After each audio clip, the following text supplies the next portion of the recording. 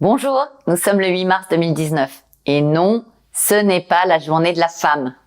C'est bien la journée internationale du droit des femmes. Bien sûr, en tant qu'individu, homme-femme, nous souhaitons que les droits des femmes soient respectés partout dans le monde, quelle que soit l'origine de la personne, que les droits des hommes et des femmes soient les mêmes. Les entreprises et les organisations s'intéressent également à la mixité en tant que facteur de performance, d'innovation et de bien-être au travail.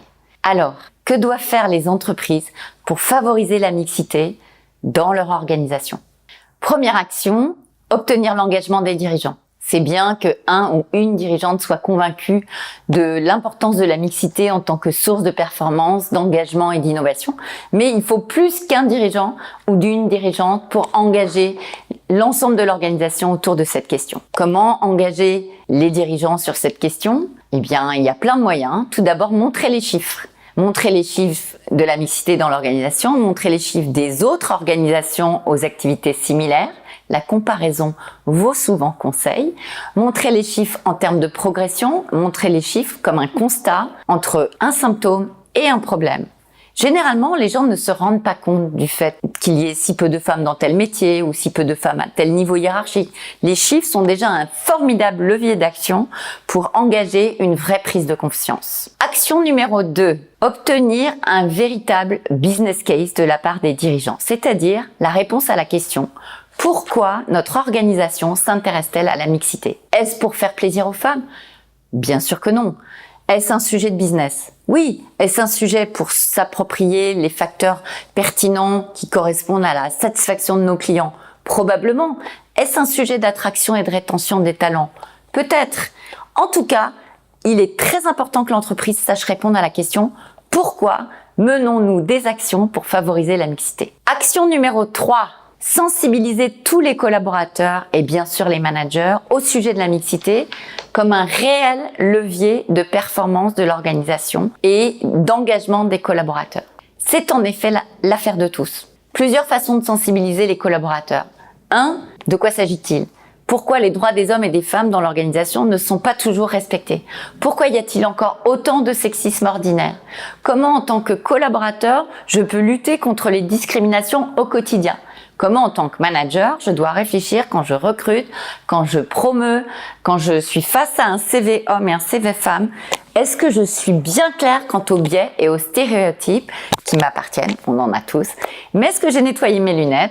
Et est-ce que je peux dire, oui, je manage équitablement plutôt que inconsciemment la mixité? Action numéro 4. Définir des objectifs. On a parlé de l'engagement des dirigeants, mais c'est évident que toute entreprise qui parle de mixité sans définir d'objectifs chiffrés, soit en termes de résultats, soit en termes de progrès annuels, n'obtient pas grand-chose en termes de résultats. Malheureusement, c'est un sujet qui, comme le développement durable, ou comme tout sujet qui nécessite un profond changement de culture, nécessite de mesurer et de s'engager sur des objectifs. Alors certains vont dire, ça s'appelle discrimination positive. Probablement, mais parlons plutôt d'objectifs de réussite et d'objectifs de progrès. À combien de femmes voulons-nous arriver sur tel domaine?